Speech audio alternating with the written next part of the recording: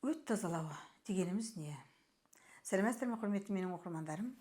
Өт тазалаймын. Көп кісілерде әрине анайы сұрақтар болады. Мен өтімді тазалайтын едім, өтім толып кеткен деген сұрақтар анайы болып келеді көбінесе. Ол сіздер жалғыз өтті тазаламау керек. Сіз неге сізде өт толып кетті?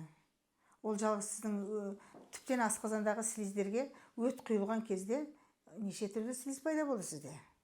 Өттің ішіндегіден былай. Ол қоюланды. Ол қоюланды сіздің бауырыңызда ауыртты. Бауырыңыз кішкене үлкейді.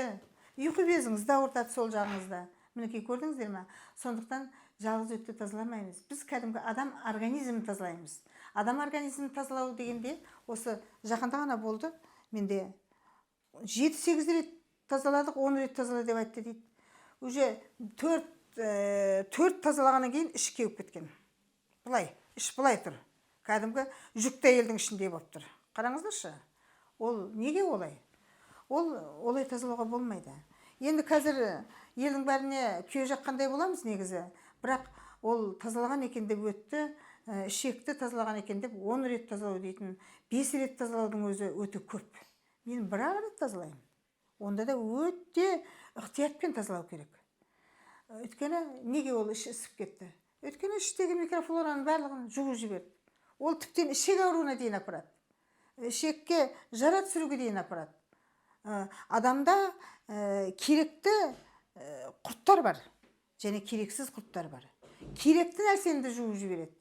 Сондықтан ондай тазалауға қалай болса солай тазалауға болмайды. Егер ішкі құрылысыңызды тазалау керек, әрине, тазалау керек, бірақ жылына 1-2 рет қана.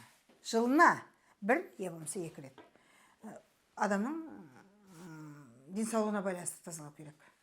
Ал егер өтті, ішкі құрылысыңызды, ішектің бәрін тазалаған кезде, ол ішіңіз тап-таза болатын болса, өтіңіз неге толады, айтыңызшы.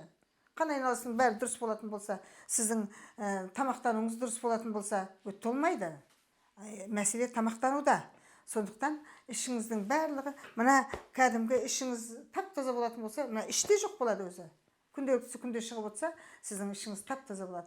Сондықтан ішкі құрылысты тазалатын болсаңыздар, бізге келіңіздер. Ал егер келемей жатсаңыздар, егер алыста болып, бүгін маған Павлодардан жазды мысалы, оған онлайн консультациямен ем беруге болады.